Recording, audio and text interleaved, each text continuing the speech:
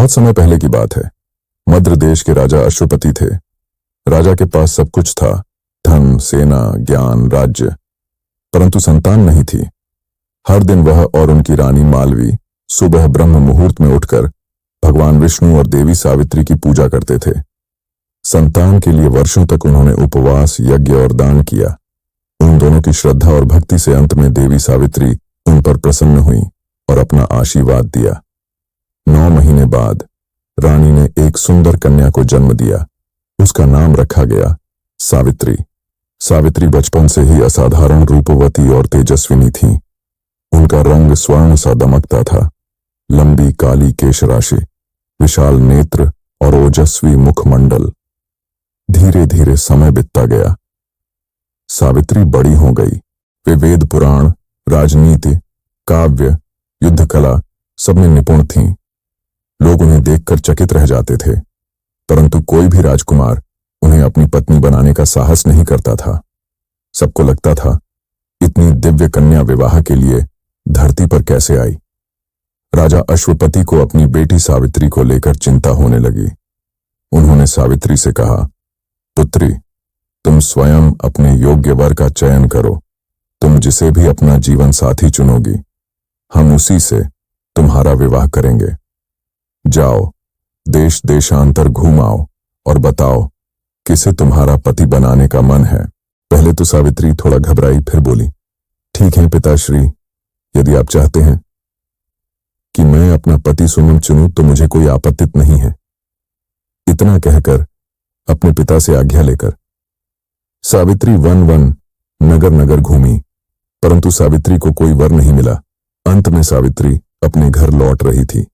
तभी सावित्री की नजर एक वन में पड़ी, जहां पर एक तेजस्वी युवक को देखा। वह घोड़े के लिए लकड़ी काट रहा था। सावित्री उसके पास गई और बोली, हे राजकुमार, क्या आप मुझसे विवाह करेंगे? उस लकड़हारे का नाम था सत्यवान। सत्यवान ने सावित्री की आवाज सुनकर पलटा तो उन्हें देखता ही रह गया। और क्यों ना देखें, सावित्री थी ही इतनी सुंदर। सावित्री भी सत्यवान को देखते ही अपना दिल दे बैठी। सत्यवान बोला, हे राजकुमारी, आप तो इतनी सुंदर हो और गुणवान भी। आप मुझसे शादी क्यों करना चाहती हैं? मैं एक गरीब लकड़हारा हूं। मेरे पिता एक अंधे वनवासित राजा हैं। मैं अपने माता पिता की सेवा करता हूं, लकड़ी काटता हूं, फल फूल लाता हूं और हर दिन अपने पिता को उपनिषदों का पाठ सुनाता हूं। इसके अलावा मेरे जीवन में कुछ नहीं है जो मैं आपको दे सकूं, इसलिए मैं ये शादी नहीं करूंगा। इतना सब सुनने के बाद सावित्री का प्रेम और बढ़ गया। सावित्री वहां से अपने महल में लौट आई। सावित्री ने घर लौटकर पिता को कहा, पिताश्री, मैंने अपना जीवन साथी चुन लिया। उसका नाम सत्यवान है। राजा चिंतित हो उठे। उन्होंने महर्षि नारद को बुलाया। नारद जी ने ध्यान लगाकर देखा और बोले, महाराज, सत्यवान धर्मात्मा और गुणवान है, परंतु वह केवल 1 वर्ष और जीवित रहेगा। उसके बाद यमराज उसे ले जाएंगे। ये बातें सुनकर राजा तुरंत इस विवाह से पीछे हट गए। राजा ने सावित्री को समझाया, पुत्री, दूसरा वर चुन लो, मृत्यु का वरण मत करो। सावित्री ने निडर होकर कहा, पिताश्री, मैंने एक बार जिस पुरुष को पति मान लिया वही मेरा जीवन है। भले ही उसके प्राण छिन जाएं, परंतु मेरा संकल्प नहीं डिगेगा। राजा को उसकी दृढ़ता के आगे झुकना पड़ा। सावित्री का विवाह सत्यवान से हो गया। वह अपने ससुराल वन में रहने लगी।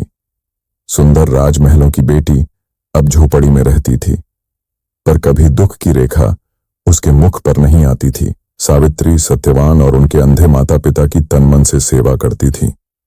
दिन बीतते गए।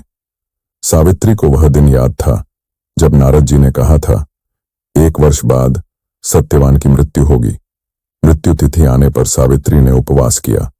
3 दिन तक बिना अन्न जल ग्रहण किए वह वटवृक्ष के नीचे बैठकर तप करती रही। तीसरे दिन सत्यवान लकड़ी काटने वन गया। सावित्री भी उसके साथ गई। अचानक सत्यवान के सिर में तेज दर्द उठा और वह सावित्री की गोद में लेट गया। धीरे धीरे उसकी सांसें क्षीण होने लगीं। तभी आकाश से एक दिव्य पुरुष उतरे, यमराज, मृत्यु के देवता। उन्होंने सत्यवान के शरीर से उसका सूक्ष्म शरीर निकाला और लेकर चल दिए। सावित्री उनके पीछे पीछे चल पड़ी। सावित्री को पीछे आता देख यमराज बोले, देवी, लौट जाओ, यह धर्म के विपरीत है। सावित्री बोली, यमराज, धर्म के विपरीत तो ये होगा कि पत्नी अपने पति के बिना जीने की सोच ले। पतिव्रता का धर्म है कि वह अंतिम क्षण तक पति का साथ दे। यमराज उसकी भक्ति और वचन सुनकर प्रसन्न हुए। उन्होंने कहा, तुम मुझसे कोई वर मांग लो, परंतु सत्यवान का जीवन नहीं। सावित्री बोली, ठीक है यमराज, आप मेरे ससुर को उनकी दृष्टि लौटा दीजिए। तथास्तु, यमराज ने कहा। फिर सावित्री बोली, मेरे ससुर को उनका खोया हुआ राज्य वापस दिला दीजिए। यमराज बोले, तथास्तु। यमराज आगे बढ़ने लगे। सावित्री भी साथ चलती रही। यमराज बोले, अब तुम लौट जाओ। सावित्री बोली, हे धर्मराज, मुझे 100 पुत्रों का वरदान दीजिए। यमराज बोले, तथास्तु, तुम लौट जाओ। सावित्री हाथ जोड़कर बोली, प्रभु, 100 पुत्र तो तभी होंगे जब सत्यवान जीवित रहेगा। पतिव्रता बिना पति के पुत्र कैसे प्राप्त करेगी? यमराज मुस्कुराए।